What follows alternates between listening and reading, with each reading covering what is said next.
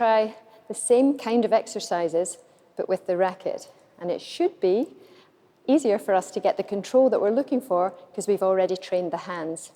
So I have my nails to the sky, I have my racket flat like a tray because I just want the ball to go straight up and close to me. So the first thing we're going to do is bump up, sandwich trap. That's the hit into my hand.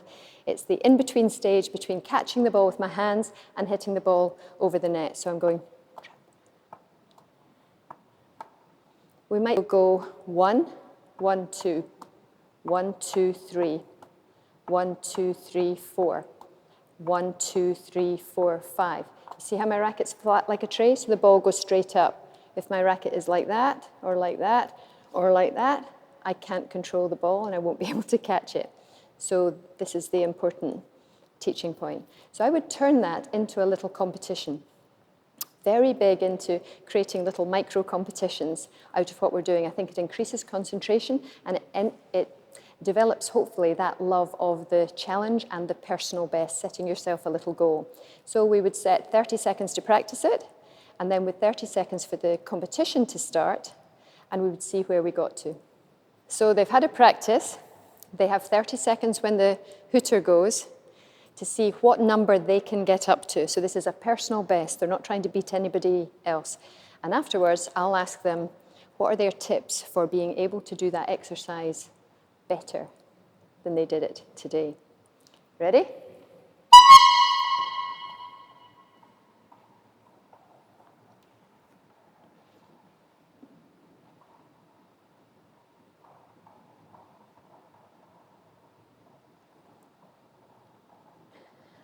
I'm not so good at this one.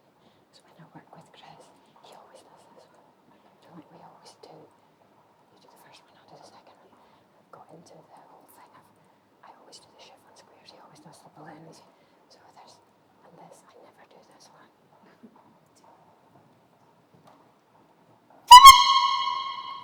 What number did you get up to? 10? 10? Very good. The absolute record in 30 seconds is 16. And that is what Jamie and Andy got. It's absolutely impossible to get more than that. But what do you think? If you were trying to get more than that the next time, what would you be telling yourself to do? I think I was bouncing it quite high, so it's taking more time, so smaller bounces would have got me. Very good. So keep it closer, keep it lower, you get more bounces in. Brilliant. Anything else? Any other tips? That's a really good tip. The other tip I often give is to keep your elbow in because it keeps everything closer together. If the arms get far away from you, it's harder to control the ball. Yes, just keep it tucked in. So if I was going to do this with a group of young people who may not have played tennis before, I would start with 2, and then I would add 3. I might try to do it with my left hand. Much more difficult, but because tennis is a two-sided sport, it's worth letting them see how much more confident and competent they are on their dominant side, but they need to work hard on the non-dominant side as well. We've done lots of exercises there where we are keeping the ball in the air, like a volley in tennis. Most shots in tennis are hit after a bounce, so we have to get used to timing the bounce and moving to and from a bouncing ball. So we're going to stand outside of our hoop this time, and I'm going to drop the ball into my hoop, and I'm going to bump it up, and then I'm going to sandwich trap it. So I'm dropping it in the hoop, bump it up, sandwich trap. And it's the same thing of putting the racket face flat under the ball to make it go straight up. Then I'm going to try to build that 1, 2, and then 3. 1, 2, 3. We could turn that into a little competition as well, or we could start to add some movement.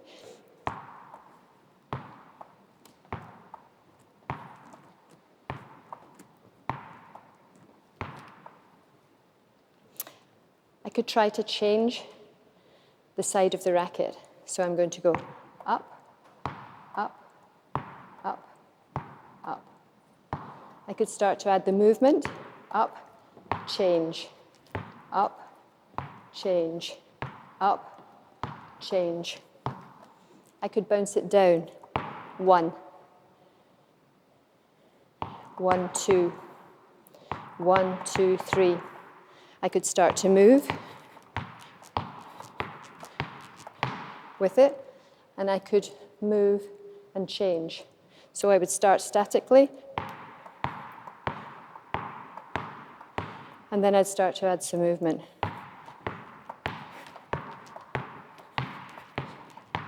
I could start to have a rally, a self-rally with my hoop. So I bump up, I bump it back, I bump up, I bump.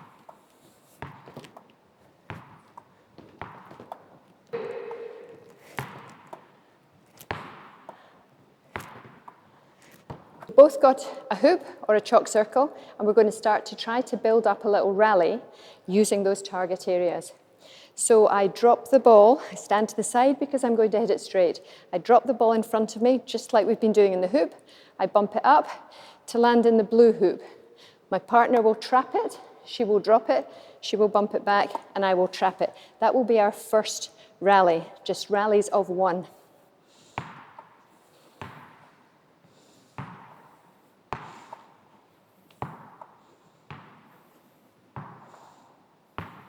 So really important to send it in a rainbow shape.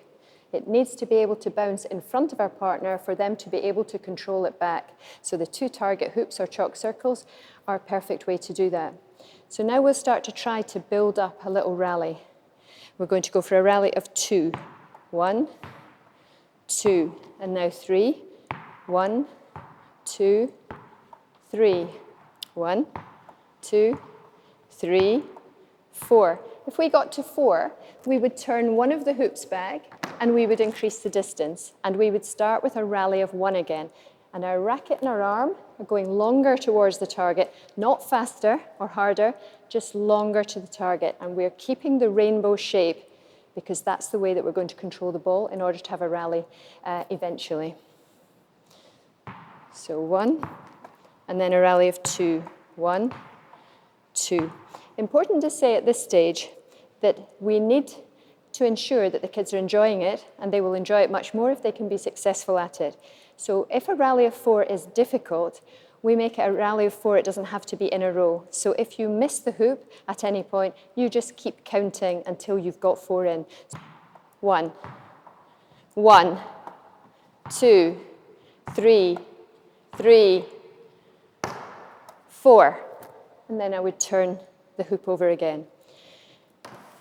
We could do this with the backhand side. So to make it work on the backhand side, I cross my arms like this so that I drop the ball on the other side of the racket. So I'm dropping the ball here and going for a rally of 1. 1. 1, 2. Then we go for 3. 1, 2, 3. And then we would go for 4. If we got 4, we would increase the distance. We could move that on again if we had kids that were able to, or further down the line, and we would change between the forehand and the backhand side, because that is what tennis will ask you to do. You never know where the ball is going, so you have to be able to switch from one side to the other. So I'm going to hit my first shot with my forehand. You're going to hit your first shot with your forehand, and then my second shot is going to be my backhand. So I go.